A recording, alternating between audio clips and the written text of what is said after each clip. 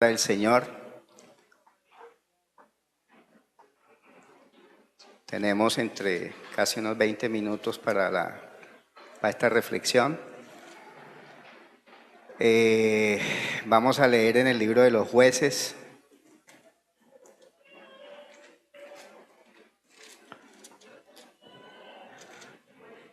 Jueces, capítulo 13.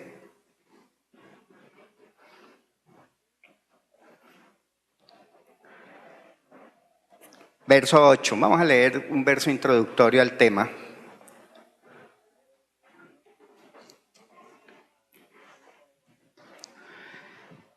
Libro de Jueces, capítulo 13, verso 8. La congregación sí ya está unánime para la lectura. Podemos comenzar la lectura en el nombre del Señor Jesucristo. Amén. Y leemos todos. Entonces oró Manoah a Jehová y dijo: Señor mío, yo te ruego que aquel varón de Dios que enviaste vuelva ahora a venir a nosotros y nos enseñe lo que hayamos de hacer con el niño que ha de nacer. Den un gloria al Señor, demos un gloria a Dios y pueden tomarse cómodos. Amén. Pónganse cómodos, hermanos.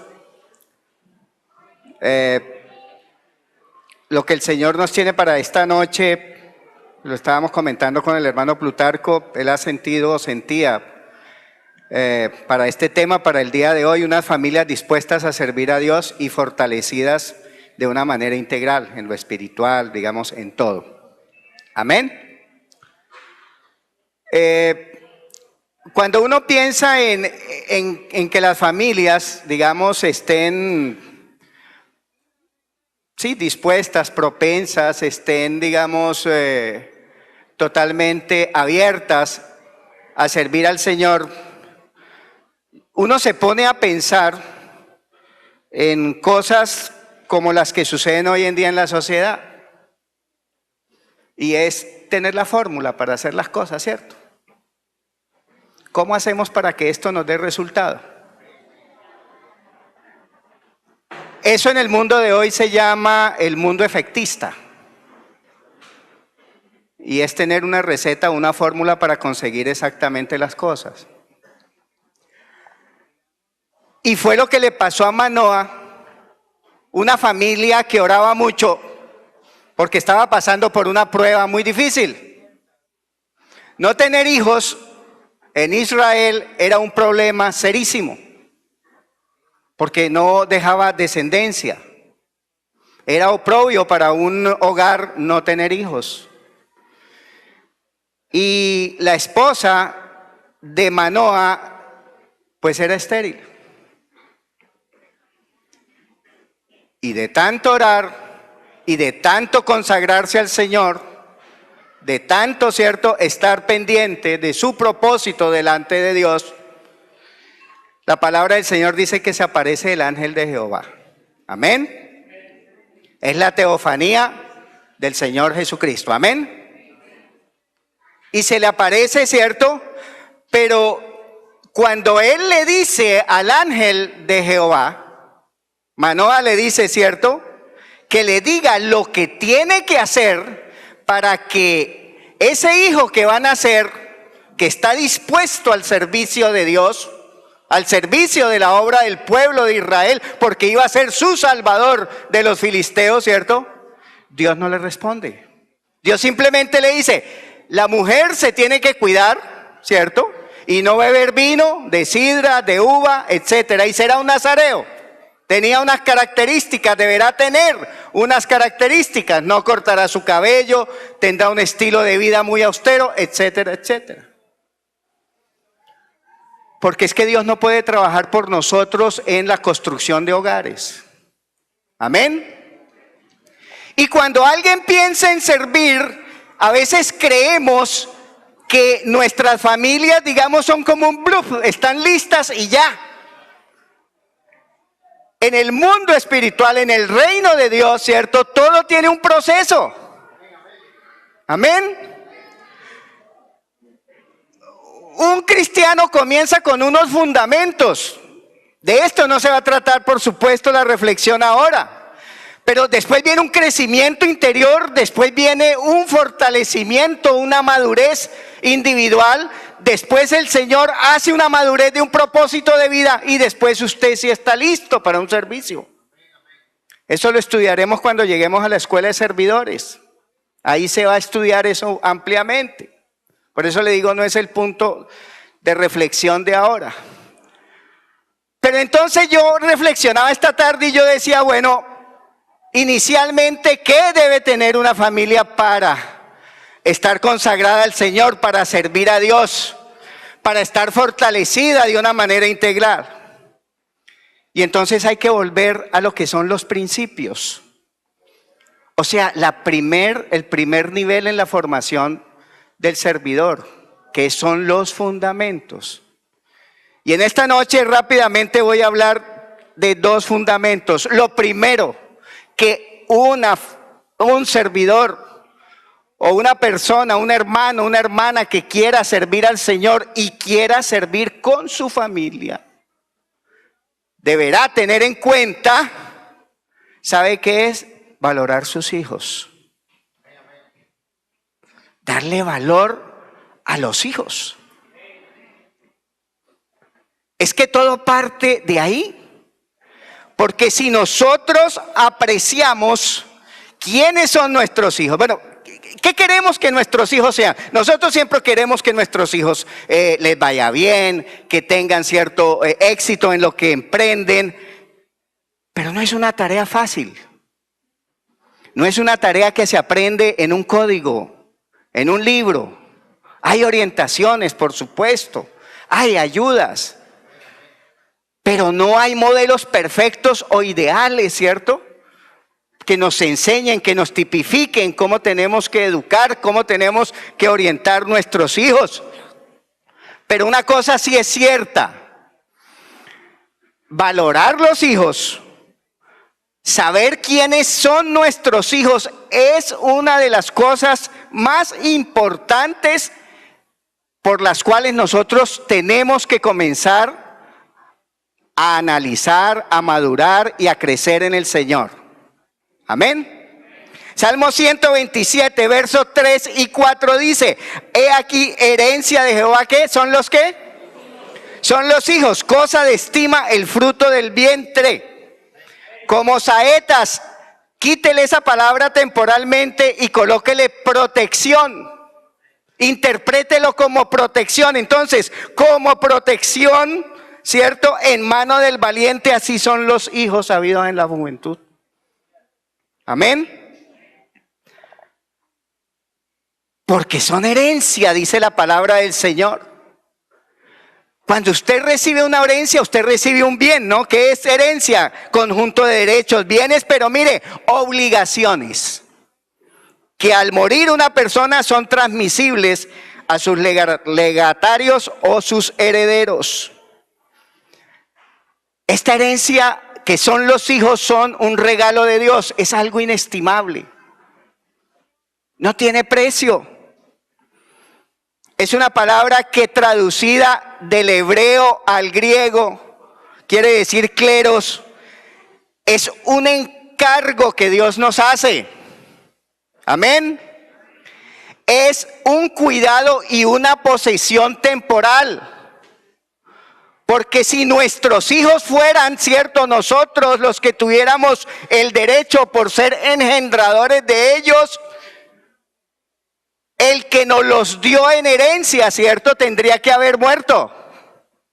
Y él no está muerto, él está vivo. Entonces nos ha entregado esa posesión, esa herencia, ese encargo temporalmente. Entonces es muy importante, ¿cierto?, que nuestros hijos tengamos un alto aprecio de lo que son ellos. Entonces no estamos hablando de cualquier cosa. Estamos hablando de algo bello, de algo hermoso. Pero aquí también dice que los hijos son de alta estima. O sea que tenemos que darle un alto valor. ¿Cuánto valen cada uno de nuestros hijos?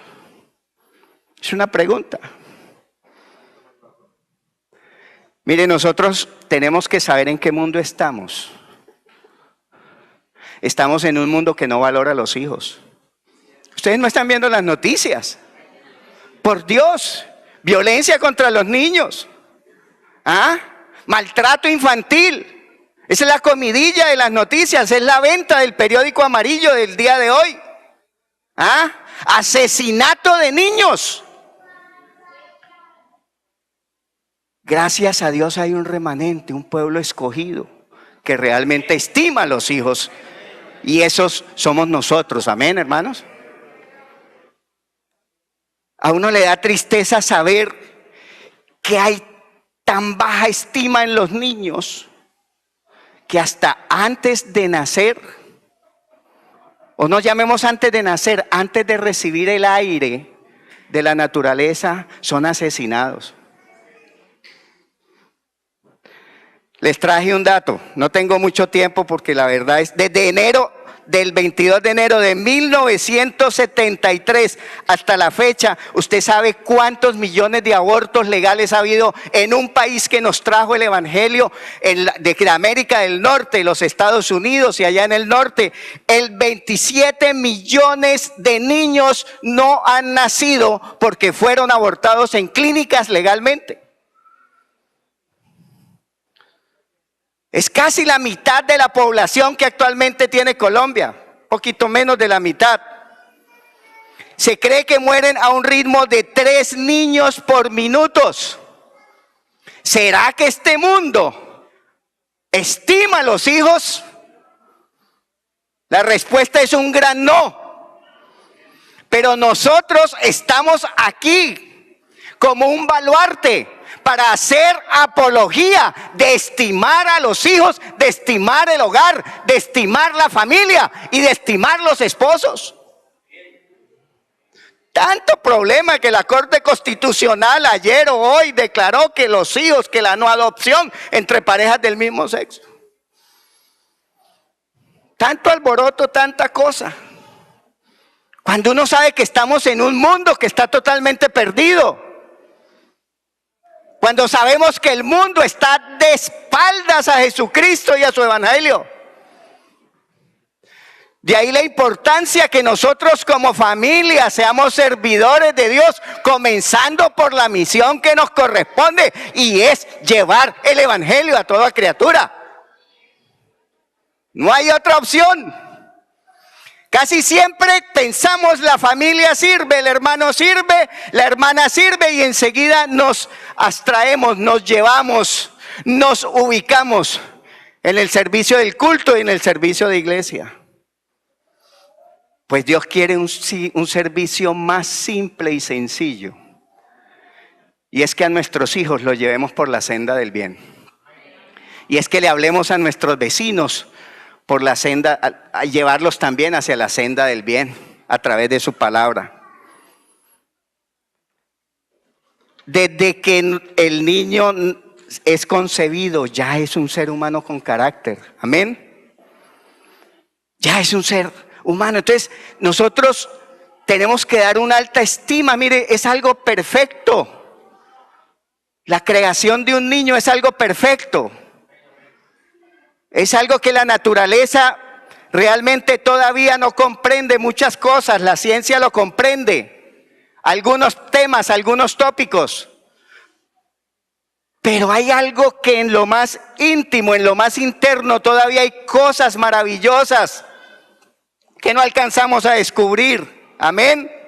Salmo 139 dice en el verso 13 o 15, porque tú formaste mis entrañas. Tú me hiciste en el vientre de mi madre. Te alabaré porque formidables, maravillosas son tus obras. Estoy totalmente maravillado, dice el salmista. Amén. Y mi alma lo sabe muy bien. No fue encubierto de ti mi cuerpo. Bien que en oculto fui formado y entretejido en lo más profundo de la tierra. Mi embrión vieron tus ojos, y en tu libro estaban escritas todas aquellas cosas que fueron luego formadas sin faltar una de ellas. Para que nosotros aprendamos a servir a Dios, nosotros tenemos que tener una conciencia de cuán maravillosos somos nosotros. Porque nosotros también fuimos hijos. Nosotros también fuimos engendrados. Es un proceso de vida. Amén. Nosotros nos unimos a una pareja y tuvimos hijos, y con los hijos formamos una familia, formamos un hogar.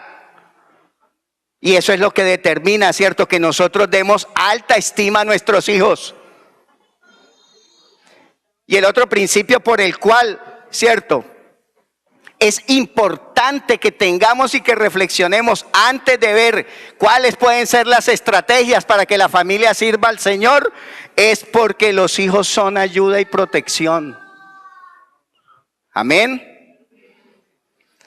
La palabra de Dios dice que como saetas en manos del valiente, así son los hijos habidos en la juventud. Ahí lo que el salmista está hablando es en un sentido figurado. Las saetas corresponden, ¿cierto?, a un acto de protección. Son tan importantes el hogar, porque los hijos apoyan a sus padres y los padres apoyan a sus hijos en diferentes estados o estadios de la vida. Para nosotros los padres es como una inversión que estamos haciendo. Váyanse a la parábola de los talentos, ¿cierto? Hagan de cuenta también que sus hijos son talentos que comienzan con muy poca cosa y terminan, ¿cierto?, haciendo una gran cantidad de cosas para el Señor. Hacia donde mandemos nuestros hijos, porque son como flechas. Nosotros somos los que tenemos el arco, nosotros disparamos esa flecha, nosotros somos los que orientamos, los que debemos decidir hacia dónde estamos orientando a nuestros hijos con nuestra formación hacia ellos. Amén. Y entonces, para que eso lo podamos hacer, nos tenemos que ceñir a otro principio, que es que no enseñemos a nuestros hijos una doble vida. Creo que el hermano Plutarco trabajó o habló en un sermón, lo digo más de como iglesia, sobre esto de la integridad, de que ser íntegros. Proverbios 27 dice: camina en su integridad el justo, y sus hijos son dichosos después de él. Sus hijos son felices. Si nosotros somos íntegros, tenemos una gran chance de que nuestros hijos sean íntegros, amén.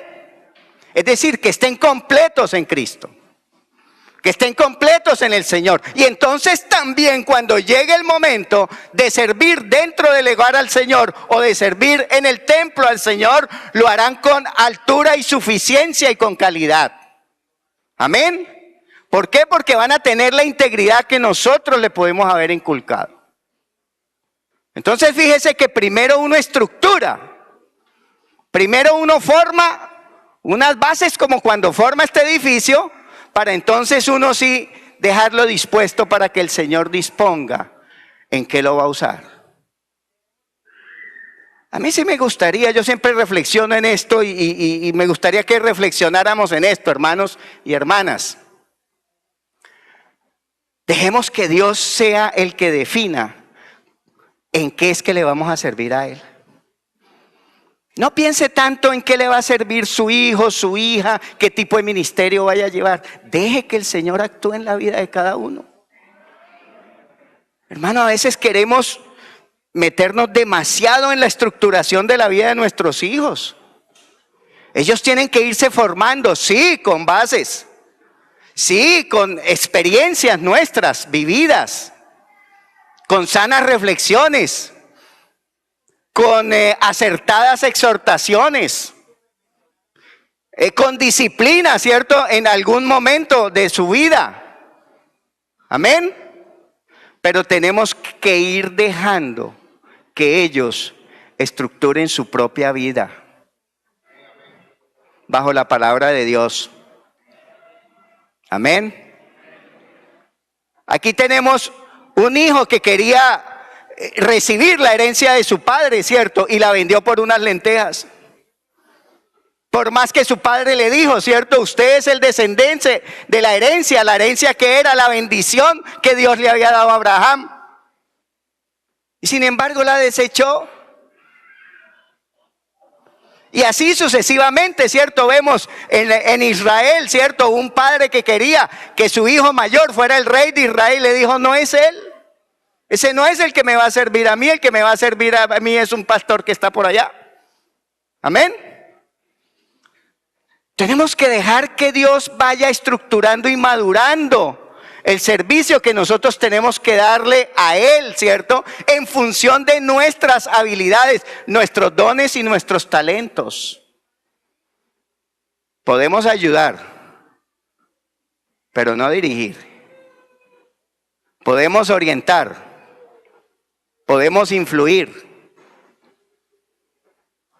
podemos clarificar por la experiencia espiritual o de vida, muchas cosas a los hijos. Pero los hijos en el Señor irán encontrando el camino que Dios le diga que caminen.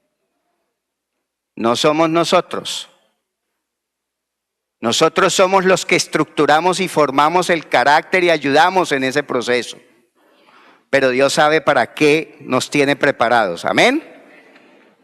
Luego nosotros tenemos que ser realmente espirituales para poder estructurar un buen hogar.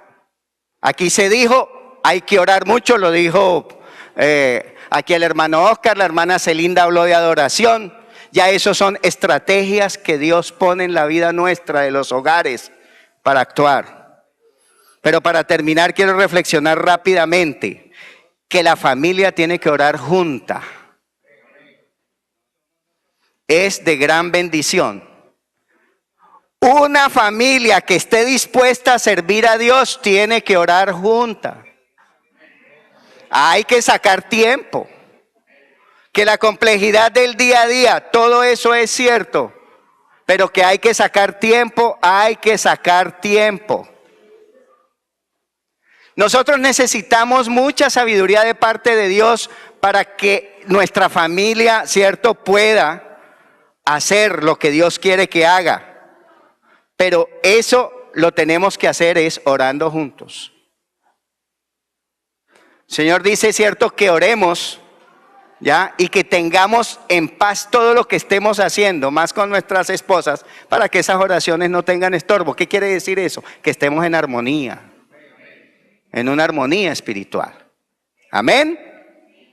Entonces los hijos deben participar en las oraciones. Muchas familias cristianas no oran mucho, ¿cierto? Solo cuando vienen crisis, ¿verdad? Y solo cuando se viene, entonces sí se intensifica la oración, porque hay que pedir por sanidad, hay que pedir por una circunstancia especial, hay que pedir por la prueba, por la dificultad, etcétera. Eso es algo normal, es algo incluso humano. Así es. Pero si queremos que Dios oiga en crisis, ¿sabe qué tenemos que hacer? Orar todos los días. Amén. La palabra del Señor dice, buscad a Jehová mientras pueda ser hallado. Llamadle entre tanto que está, ¿qué? Amén. Simple. Ahí está esa estrategia. Todos debemos orar específicamente por necesidades de familia. Porque la familia tiene que ayudarse mutuamente, dando gracias a Dios antes de viajar, antes de cualquier actividad, antes de salir a la escuela, a la universidad. Oremos en todo tiempo por la familia y tendremos unas familias dispuestas a servir a Dios y fortalecidas de una manera integral. Amén. Para terminar, una familia que estudia, una familia, digamos, que está dispuesta a servir a Dios, tiene que estudiar la Biblia juntamente. Amén. Es importante, ¿por qué? Porque ahí tenemos dirección de parte de Dios. Amén. Tenemos una guía. La palabra de Dios, como se estaba diciendo acá, ¿cierto? Es la que nos orienta. Dice la palabra del Señor, ¿con qué limpiará el joven su camino? Con guardar tu palabra. Amén. La palabra de Dios nos hace recordar cosas que a veces por el día a día olvidamos. Éxodo 12, 26 y 27 dice: y cuando os dijeren vuestros hijos, ¿qué es este rito vuestro? Vosotros responderéis. ¿Qué le responderemos a nuestros hijos? Que Dios es uno. Amén. Que hay que llevar una vida dedicada al Señor. Que hay que llevar su palabra. Que hay que venir a los cultos. Que hay que ofrecerse, ¿cierto? Para que el Señor nos siga ayudando en todas y cada una de las actividades. Amén. Las familias, ¿cierto?, que son ejemplos de vida, de servicio a Dios, han estudiado la palabra juntas. Amén. Segunda de Timoteo 3, 14, 15. Pero persiste tú en lo que has aprendido y te persuadiste, sabiendo que de quién has aprendido. ¿Y de quién había aprendido? Desde su niñez, ¿verdad? Trayendo a la memoria de quién había, de su abuela Loida, de su madre Eunice, ¿ya? Y de él también. Lo que él había aprendido también por sus propios medios. Amén. Entonces, una familia que está dispuesta a servir a Dios también tendrá en el estudio de la palabra de Dios, ¿cierto?, una gran bendición para servir. Y finalmente, quiero decir en estos minutos que restan, que una familia que está dispuesta a servir a Dios y estar fortalecida espiritualmente debe poner primero el reino de Dios en su familia. Amén. Y tenemos ejemplos. Abraham, por ejemplo, dice la palabra del Señor en Génesis 18, 19, porque yo sé que mandará a sus hijos y a su casa después de sí que guarden el camino de Jehová, haciendo justicia y juicio, para que haga venir Jehová sobre Abraham lo que ha hablado acerca de él. Josué dijo: yo y mi casa serviremos a Jehová, ¿cierto? La palabra del Señor, ¿cierto? Al poner el reino, sabemos dónde están nuestras prioridades. La palabra del Señor nos enseña, ¿cierto?, que Lot tomó una prioridad mal orientada para él y su familia. Y tal vez al principio le fue muy bien, pero tristemente, ¿cierto?, terminó cuando obviamente, ¿cierto?, vio a su familia totalmente destruida. Amén. Una mujer convertida en piedra, ¿verdad? Él sin hogar, ya, no pudo salvar sus yernos, etcétera. Y al fin, y sus esposas, ¿cierto? Sus hijas cometiendo incesto. Porque la verdad es que no puso el reino de Dios primero, ¿cierto?, que sus necesidades. Ojo muy en día hoy con dónde están nuestras prioridades. El mundo nos está llevando a mirar cosas que aparentemente son prioritarias, pero no lo son, hermano. No lo son. Van a pasar, hermanos. Van a pasar. Lo único que va a quedar, ¿cierto?, es nuestra fidelidad a Dios, para que nuestras almas puedan ser salvas. Amén.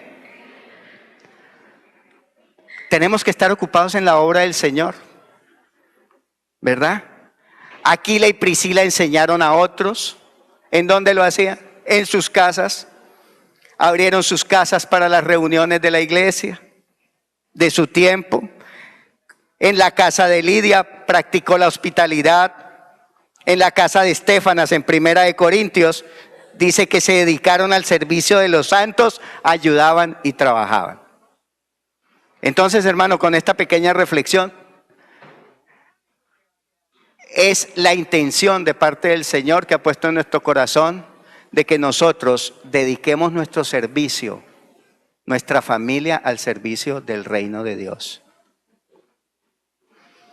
Es bueno anhelar obispado, dice la palabra del Señor.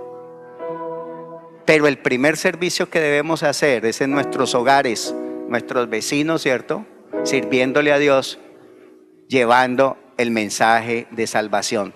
Para eso fuimos hechos.